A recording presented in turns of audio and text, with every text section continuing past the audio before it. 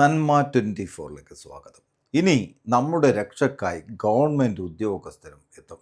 ഫയർഫോഴ്സിൻ്റെ ഭാഗമായി പ്രവർത്തിക്കുന്ന civil ഡിഫൻസിൽ government ഉദ്യോഗസ്ഥർക്കും അംഗമാകാൻ അവസരം. ഇതിൻ്റെ ഭാഗമായി എറണാകുളം ജില്ലാ ഫയർ ഓഫീസർ ഗിരീഷിൻ്റെ നേതൃത്വത്തിൽ കളക്ട്രേറ്റിലെ ഉദ്യോഗസ്ഥർക്ക് മറ്റു വിവരങ്ങളും ലഘുലേഖകളും കൈമാറി. AC റൂമിൽ ഇരുന്ന് വിയർക്കുന്ന ഒരാൾക്ക് എന്താണ് വിഷയം അറിയത്തില്ല. അതാണ് ഈ അറിവിന് വേണ്ടി നിങ്ങൾ ജോയിൻ ചെയ്യുക സിവിൽ ഡിഫൻസിലേക്ക്. നിങ്ങളുടെ പ്രിയപ്പെട്ട ഒരാൾ നിങ്ങളുടെ വീട്ടിൽ കുഴഞ്ഞു വീഴുകയാണ്. കുഴഞ്ഞു വീഴുമ്പോൾ എന്താണ് ചെയ്യുന്നത്? കുഴഞ്ഞു വീഴുമ്പം സാധാരണ ചെയ്യുന്നത് എന്താണ്? കുഴഞ്ഞു വീണു, പത്രത്തിൽ വരുന്നു, കുഴഞ്ഞു വീണു, മരണപ്പെട്ടു. അത് നമ്മൾ കൊല്ലുകയാണ്. എങ്ങനെയാണ് കൊല്ലുന്നത്? നമ്മുടെ അജ്ഞത. ഇത് നമ്മുടെ കാറ് മറ്റു ഭാര്യ വാഹനങ്ങളിലും മറ്റുള്ള വാഹനങ്ങളിലൊക്കെ ഉപയോഗിക്കാൻ പറ്റുന്ന സാധനമാണ്. ഇപ്പോൾ വാഹനത്തിൻ്റെ അകത്തുനിന്ന് ഉണ്ടാകുന്ന ഫയർ ഉണ്ടല്ലോ, അത് ബേസിൽ നിന്ന് തന്നെ കെടുത്തി കളയാനുള്ള ഒരു സാധനമാണ്. ഇത് നമ്മൾ ബോണറ്റിൻ്റെ അകത്ത് ഫിക്സ് ചെയ്യും. ഇത് എഞ്ചിൻ്റെ റൂമിൽ നിന്ന് വല്ല ഫയറോ വല്ലതും വന്നു കഴിയുമ്പോൾ ഈ സാധനം ഓട്ടോമാറ്റിക് ബ്ലാസ്റ്റ് ചെയ്യും. ബ്ലാസ്റ്റ് ചെയ്തത് ബേസിൽ നിന്ന് തന്നെ ഇത് കെടുത്തി കളയാന്നുള്ളൊരു സിസ്റ്റമാണ് ഉള്ളത്. ഇതിൻ്റെ അകത്ത് പൗഡറാണ്. ഇത് തന്നെ സെയിം ഫയർ ബോൾ തന്നെ അതിൻ്റെ വേറൊരു സിസ്റ്റമാണത്. എൻ്റെ ഉദ്ദേശം തന്നെയാണ് സ്റ്റാർട്ടിങ്ങിൽ നിന്ന് ഫയർ ഇല്ലാതാക്കുക. നമ്മുടെ കൈകൾ മാത്രം മതി. ശക്തിയേറിയ ഈ കരങ്ങൾക്ക് നമുക്ക് ജീവൻ രക്ഷിക്കാൻ കഴിയും, അല്ലേ?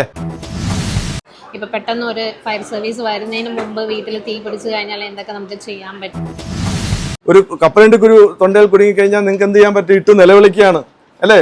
ഈ കുട്ടി എന്ത് ചെയ്യാൻ പറ്റും? ശ്വാസം പോയി എന്ന് പേടിക്കുകയാണ്, പാനിക്കുകയാണ്. സ്വന്തം ജീവൻ രക്ഷിക്കാനും സ്വന്തക്കാരുടെ ജീവൻ രക്ഷിക്കാനും ഉള്ള ഒരു അവസരം കൂടിയാണ്. ഒരു ഫയറാണ് ഉണ്ടായെങ്കിൽ അത് അവിടുന്ന് ഇല്ലാതെയാക്കി കഴിഞ്ഞാൽ പിന്നെ വലിയ ഫയർ ആവില്ലല്ലോ. രജിസ്റ്റർ ചെയ്യുന്നവർക്ക് അപകട മേഖലയിലെ സുരക്ഷാ പ്രവർത്തനം, പ്രഥമ ശുശ്രൂഷ, പ്രാഥമിക അഗ്നി സുരക്ഷ എന്നിവയിൽ 15 ദിവസത്തെ സൗജന്യ പരിശീലനവും നൽകും. ഞാൻ ഹരികുമാർ, ഡിസ്ട്രിക്ട് ഫയർ ഓഫീസറാണ്. അപ്പം ഞാനും ഞങ്ങളുടെ സഹപ്രവർത്തകരും സിവിൽ ഡിഫൻസുകാരും വന്നത്, നമുക്കറിയാം ഒരുപാട് ബ്രഹ്മപുരം ദുരന്തമുണ്ടായി, അതുപോലെ വയനാട് ദുരന്തമുണ്ടായി. അപ്പോൾ വയനാട് ദുരന്തമൊക്കെ ഉണ്ടാകുമ്പോഴത്തേക്ക് നമ്മൾ വീട്ടിലിരുന്ന് ടിവിക്കകത്തിരുന്നിട്ട് ഇങ്ങനെ ഞെരിവരികളുള്ളൂ. കാരണം നമുക്ക് അവിടെ ചെന്നിരുന്നെങ്കിൽ ഇങ്ങനെ രക്ഷിക്കാമായിരുന്നു എന്നൊക്കെ ഒരുപാട് പേര് ചിന്തിക്കും. ഇപ്പോൾ കേരളത്തിൽ 2019 1968 ഇന്ത്യയും മറ്റു രാജ്യങ്ങളും തമ്മിൽ നടന്ന യുദ്ധങ്ങളിൽ മുറിവേറ്റവരെ ശുശ്രൂഷിക്കാനായി വന്ന ഒരു സേനയായിരുന്നു സിവിൽ ഡിഫൻസ്. ആ സിവിൽ ഡിഫൻസ് പിന്നീട് ക്രമേണ ഇന്ത്യൻ പാർലമെന്റിന്റെ ഒരു ആക്ട് പ്രകാരം 1968 ഇന്ത്യൻ പാർലമെന്റിന്റെ ആക്ട് പ്രകാരം സിവിൽ ഡിഫൻസ് എന്ന് നാമകരണം ചെയ്തപ്പെട്ട് സന്നദ്ധ സേനയായി ഗവൺമെന്റ് ഓർഗനൈസേഷനായി മാറി. 1968 അതിന് റൂളും വന്നു. റൂളില്ലാത്ത ഒരു വിഭാഗം കേരള ഫയർ സർവീസാണ്. കേസെടുക്കാനുള്ള അധികാരമില്ല. ആരെങ്കിലും തീ പിടിപ്പിക്കുകയാണെങ്കിൽ നമ്മളത് അവരെ തീ അണയ്ക്കാനല്ലാതെ അവർക്കെതിരെ ഒരു നടപടി എടുക്കാൻ പോലുള്ള സംവിധാനം നമുക്കായിട്ടില്ല. പക്ഷേ സിവിൽ ഡിഫൻസിന് അത് ഉണ്ട് എന്നുള്ളതാണ്. ആ സേനയെ 2019 ബഹുമാനപ്പെട്ട കേരള മുഖ്യമന്ത്രി അദ്ദേഹത്തിൻ്റെ പ്രത്യേക താല്പര്യപ്രകാരം തന്നെയാണ് സിവിൽ ഡിഫൻസ് കേരളത്തിൽ വരുന്നത്. ആഭ്യന്തര വകുപ്പിൻ്റെ ചുമതലയുള്ള അദ്ദേഹത്തിൻ്റെ പ്രത്യേക താല്പര്യപ്രകാരം 2019 ആഗസ്റ്റ് 30/8/2019 137/2019 എന്ന് പറയുന്ന ഗവൺമെൻറ് ഉത്തരവ് പ്രകാരം കേരള സിവിൽ ഡിഫൻസ് രൂപീകരിച്ചു. അത് ഫയർ സർവീസിൻ്റെ സേനയോടൊപ്പം ചേർന്നു. ആ ഫയർ സർവീസാണ് ഇവരെ 15 ദിവസത്തെ കോഴ്സ് കൊടുത്തിട്ട് സിവിൽ ഡിഫൻസ് അംഗമായിട്ട് സ്റ്റേറ്റ് ലെവൽ ട്രെയിനിങ് കഴിഞ്ഞിട്ട് സിവിൽ ഡിഫൻസായിട്ട് രൂപീകരിച്ചത്. ഇന്ന് ഒട്ടേറെ ദുരന്തങ്ങൾ ഉണ്ടാകുമ്പോഴും ഈ സന്നദ്ധ സേവകരുടെ പ്രാതിനിധ്യം കുറഞ്ഞു വരുന്നൊരവസരത്തിൽ സർക്കാർ ഇതിനെക്കുറിച്ച് ആലോചിക്കുകയും സർക്കാർ ജീവനക്കാർക്ക് ഒരുപാട് സാഹചര്യങ്ങൾ, അവർക്ക് ലീവ് എടുത്ത് പോയിട്ട് ഈ ട്രെയിനിങ് നടത്തുന്നതിനും ലീവ് എടുത്ത് പോയിട്ട് ദുരന്ത നിവാരണ പ്രവർത്തനങ്ങൾ ചെയ്യുന്നതിനും ഒക്കെയുള്ള ഒരു സാഹചര്യമാണ്.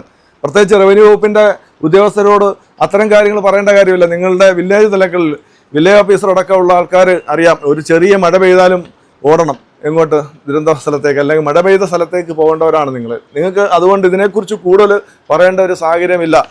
അപ്പം ഇതൊക്കെ ചെയ്താലും ഏതെങ്കിലും ഒരു വില്ലേജ് ഓഫീസറിന് ഏതെങ്കിലും ഒരു റിവാർഡ് ഒരു സർക്കാരിൻ്റെ ഭാഗത്തു നിന്ന് കിട്ടാനുള്ള ഒരു സാഹചര്യം ഇല്ല. അതൊരു ജോലിയുടെ ഭാഗമായി കണ്ടാൽ പോലും റിവാർഡുകൾ കിട്ടുന്നില്ല. അത്തരത്തിലുള്ള ഒരു ആദരവോ അല്ലെങ്കിൽ ഒരു കാര്യവും ഉണ്ടാവുന്നില്ല. പക്ഷേ സിവിൽ ഡിഫൻസ് സേനയുടെ ഭാഗമാകുമ്പോൾ നമ്മൾ ചെയ്യുന്നതെല്ലാം സർക്കാർ നോക്കിക്കാണുകയും നമുക്ക് പാരിതോഷികങ്ങളും നമ്മുടെ റിവാർഡുകളും അതിനുവേണ്ടി ജീവിക്കുന്നവരല്ല നമ്മൾ, എങ്കിൽ പോലും അത്ര നമ്മളറിയാതെ നമുക്ക് വേണ്ടി നമ്മളെ ആദരിക്കുകയും നമ്മളെ റിവാർഡ് ചെയ്യുകയും ചെയ്യുന്ന ഒരു സംവിധാനം കൂടിയാണ് സിവിൽ ഡിഫൻസ് എന്ന് പറയുന്നത്, ഫയർ സർവീസിനെ പോലെ തന്നെ.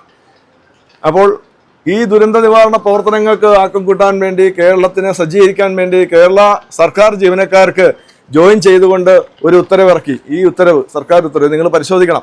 ഈ സർക്കാർ വിട്ടത് 64/2024 ഏഴാം മാസത്തിലാണ് ഈ സർക്കാർ ഉത്തരവ് പുറത്തിറങ്ങിയിട്ടുള്ളത്. ഈ സർക്കാർ ഉത്തരവ് പ്രകാരം നമുക്ക് ലീവ് എടുത്ത് ട്രെയിനിങ് ചെയ്യുന്നതിനും ദുരന്ത നിവാരണ പ്രവർത്തനങ്ങളിൽ ലീവ് എടുത്തുകൊണ്ട് എല്ലാ കാര്യങ്ങളും നമ്മൾ ആനുകൂല്യങ്ങളും കിട്ടുന്ന രീതിയിലൊരു ഉത്തരവാണ് ഇട്ടിട്ടുള്ളത്. ഇത് നിങ്ങൾക്ക് പലർക്കും അറിയത്തില്ല.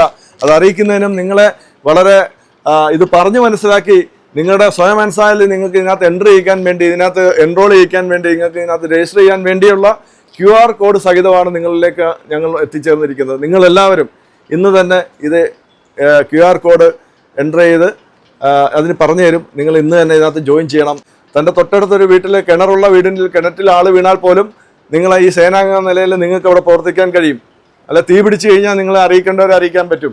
അതുപോലെ ട്രാഫിക് അപകടങ്ങളിലും ലഹരി മാഫിയയ്ക്കും എതിരെയുള്ള പ്രവർത്തനങ്ങളും ജലരക്ഷാ അപകടങ്ങൾക്കെതിരെയുള്ള പ്രവർത്തനങ്ങളും നിങ്ങൾക്ക് ഡയറക്റ്റായിട്ട് റൂളുള്ള ഒരു ഡിപ്പാർട്ട്മെൻറ്റാണ്.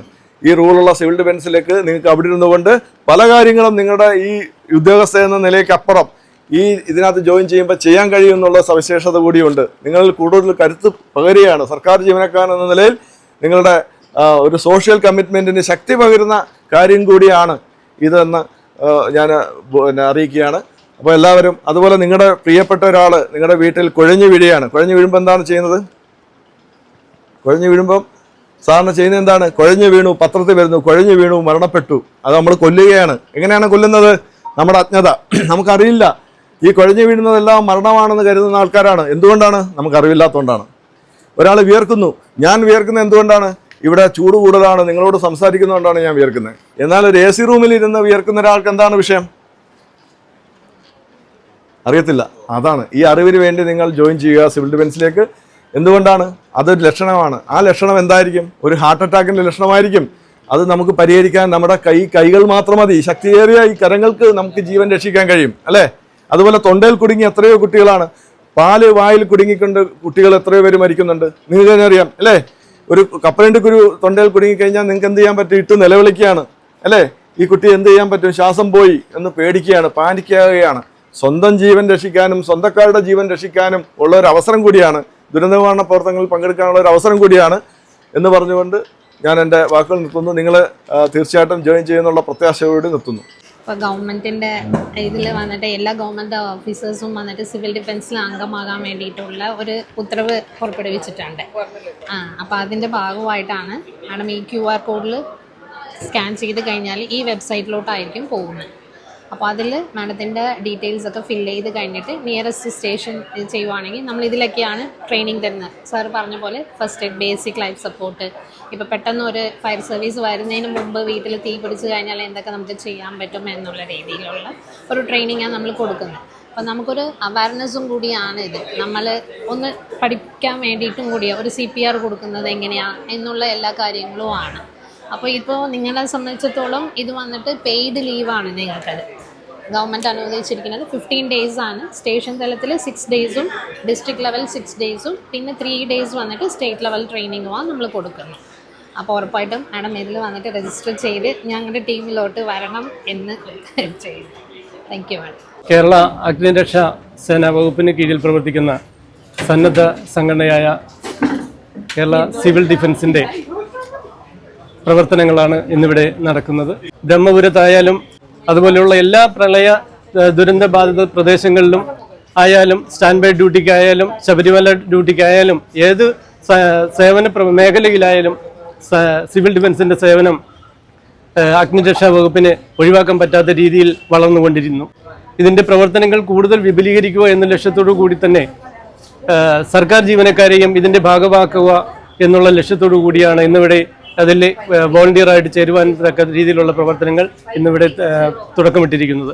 എന്നെ സംബന്ധിച്ച് പറയുകയാണെങ്കിൽ ഞാൻ കേരള ഫയർ ആൻഡ് റെസ്ക്യൂ സർവീസിൻ്റെ ഭാഗമായിരുന്നു കഴിഞ്ഞ 26 വർഷം. സിവിൽ ഡിഫൻസ് തുടങ്ങിയതിന് ശേഷം അതിൻ്റെ ട്രെയിനിങ് കൊടുക്കുവാനും എല്ലാം ഇത് സിവിൽ ഡിഫൻസിനോടൊപ്പം തന്നെ ഉണ്ടായിരുന്നു. സിവിൽ ഡിഫൻസിൻ്റെ പ്രവർത്തനങ്ങൾക്ക് എല്ലാ വിധ സഹായങ്ങളും സഹകരണങ്ങളും ഉണ്ടായിരുന്ന ഞാൻ ഫയർഫോഴ്സിൻ്റെ ഒരു ഭാഗമായിരുന്നു സിവിൽ ഡിഫൻസ്.